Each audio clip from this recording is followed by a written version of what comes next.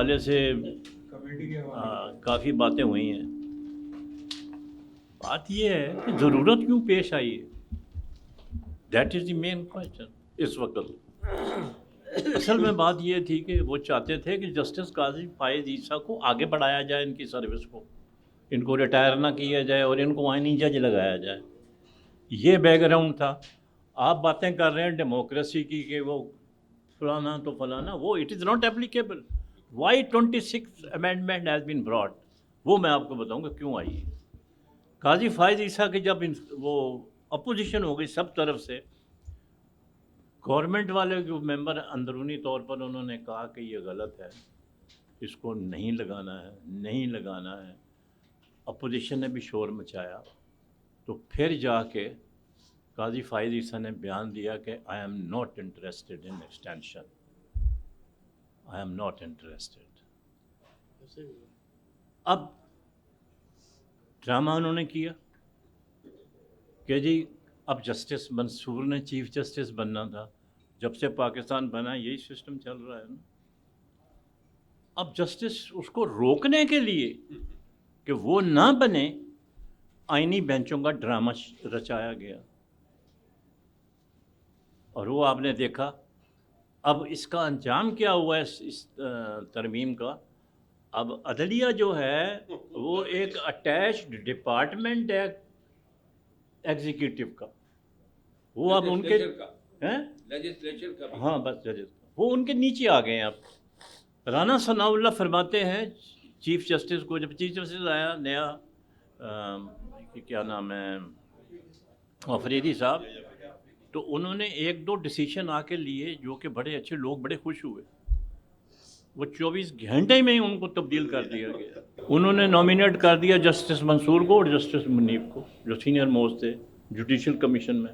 پھر انہوں نے پریکٹس پروسیجر کمیٹی جو تھی اس میں ان کو وہ ڈال دیا. تو رانا ثناء اللہ نے کہا کہ ہم چیف جسٹس صاحب سے مشورہ دیں گے کہ وہ یہ جو ہے جسٹس منصور, باقاعدہ نام پہ اس نے ٹی وی پہ آ کے کہا ہے, جسٹس منصور اور جسٹس منیب کو مت لگائیں, اور آپ بھی آئینی جسٹس چیف جسٹس کا عہدہ نہ لیں اپنے آپ کو. اب ختم ہوگی کہانی. کون چیف جسٹس اور کون کیا کیا. جی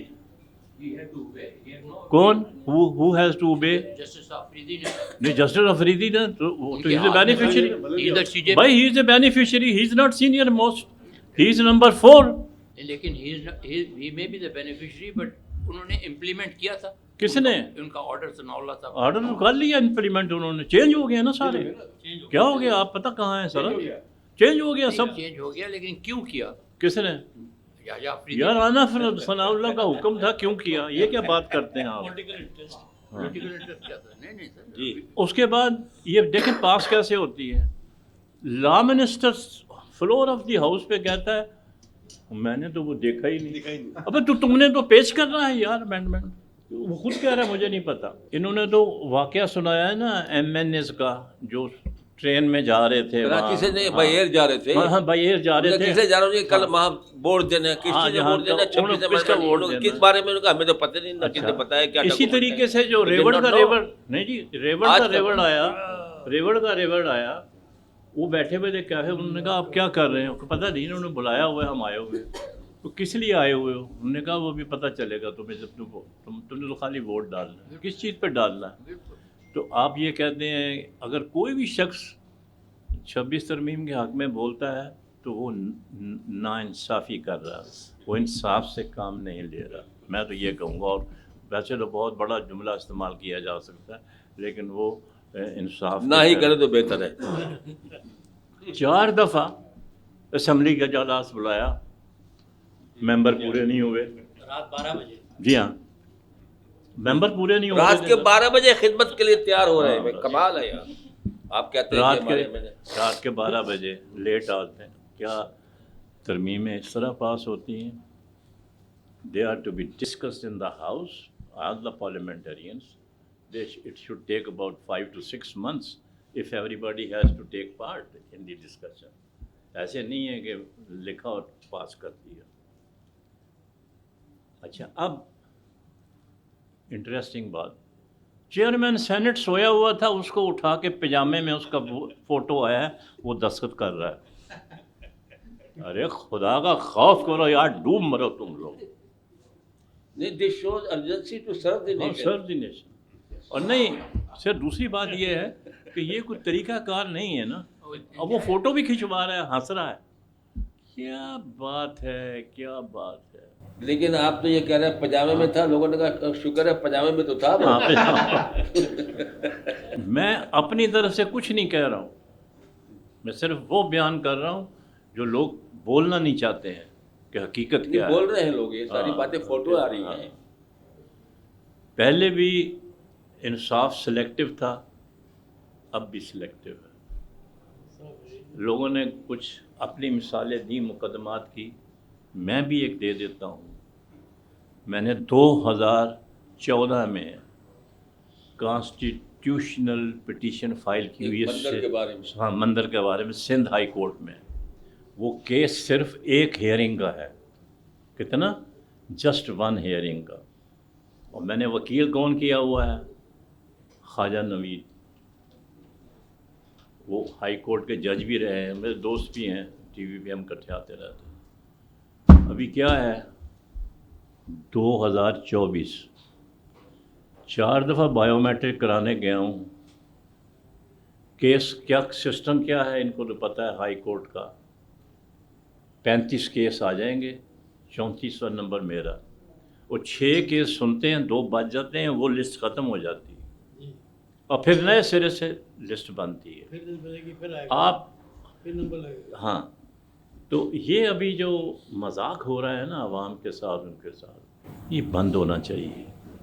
लोग हमारे ठीक है अनपढ़ हैं, ज़्यादा इलिटरेसी है, लेकिन ये जो जुल्म हो रहा है ना, साकिब नसार साहब ने जब वो जा रहे थे, उनकी डाइनिंग आउट थी लाहौर में, फेयरवेल डिनर था, उन्होंने तकरीर में ये कहा, मैं बड़ा खुश हूँ आज।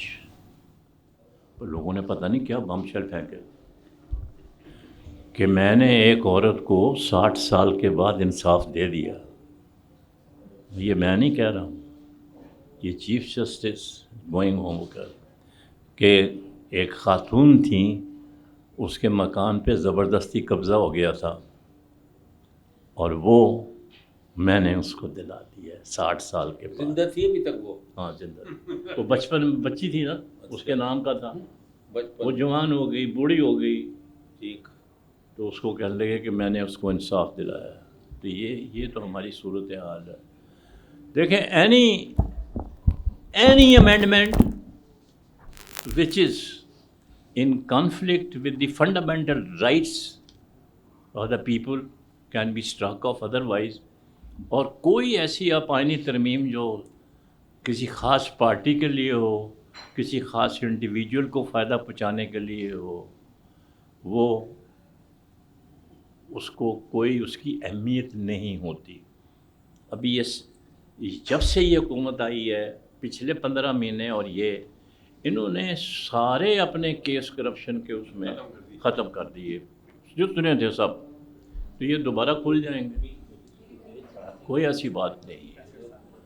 तो अल्लाह ही रहम करे बस। अब सारे फ़ैसले जो हैं, सारे फ़ैसले वो सिर्फ अब एक सियासी जमात के ख़िलाफ़ आएंगे, क्योंकि उनके लोग बैठे हुए हैं, यानी कि जज ये बनाएंगे। अच्छा, अब कमेटी का ड्रामा ज़रा सुने आप। क्योंकि कॉन्स्टिट्यूट आप भी बड़ा जिक्र कर रहे थे, कमेटी बन गई 4 हो 4। अरे 12 मेंबरों में 8 तो गवर्नमेंट के हैं, तो क्या फ़ायदा इसी कमेटी का? गवर्नमेंट बदलती रहती है, दो हैं? गवर्नमेंट बदलती रहती है। हाँ, तो ये सूरत है। आज इसकी है तो कल उसकी है।